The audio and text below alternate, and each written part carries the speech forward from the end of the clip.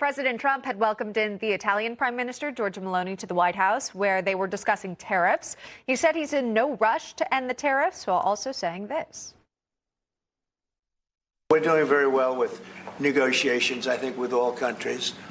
And Scott could tell you a little bit, but we are doing very well. We have a lot of countries that want to make a deal. Frankly, they want to make deals more than I do.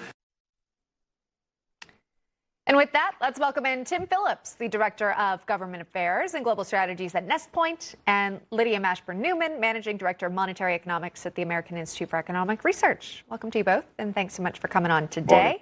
Good morning. Okay, so Tim, based on what the president said there, what do you think is going to happen with these trade deals that we keep tracking? They're more complex to put together than maybe people would think, and the president knows that. He and Treasury Secretary Besson know that.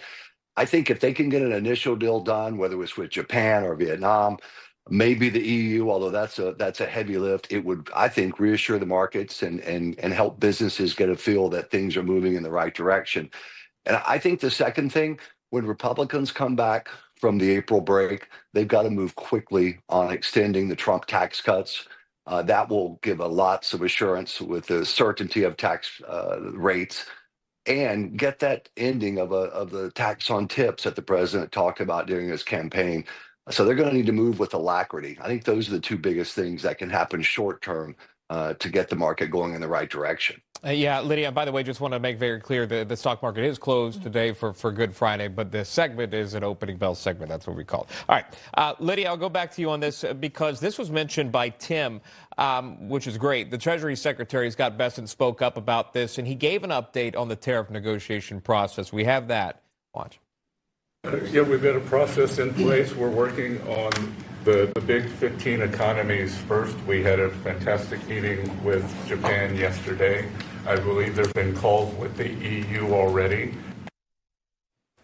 So Japan obviously coming to the table. This was kind of a 3-day summit, if you will. Obviously, there is a deal in the works here with Italy. I believe JD Vance, the vice president now, is in Italy, in Rome specifically, carrying more of the water, if you will, for this administration and the tariff talks.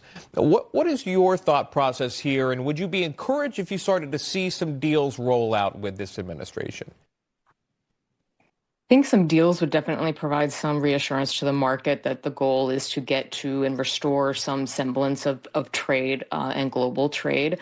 We are a globalized economy within the U.S., and having had these very high tariffs, but also very uncertain tariffs, has led to not just uncertainty on Wall Street, but also uncertainty on Main Street. And you also have a number of small businesses that have get part of their product lines from overseas, and they're trying to figure out, do they retool, do they not, how do they look ahead to the future? And so having one or two big trade deals, especially with something like Japan, Italy, I think would be more complicated because they are part of the EU and can't necessarily make decisions unilaterally or just bilaterally between Italy and the US. So there's definitely a great deal of concern, and the uncertainty is still very, very palpable. Yeah. Indeed. And when you're talking about more than 70 countries, and the president had also set like a 90-day timeline here, there's a lot that can happen in what seems to be kind of a short amount of time. So we keep watching it, and also perhaps who's scheduling a visit to the White House. That might tell us which trade deals are on the table next. Let's switch gears to the housing market, if we can. A study conducted by Bankrate shows that Americans need about $117,000 to afford a typical home in the U.S. Again, an income of that. It's a 50% increase since early 2020, when the income needed to buy a typical home was about $78,000. D.C., Hawaii, and California topping the list of areas requiring the most income to afford a home, with each exceeding an income of well over $200,000. Tim, does this surprise you at all? But what does this tell you about maybe a trend?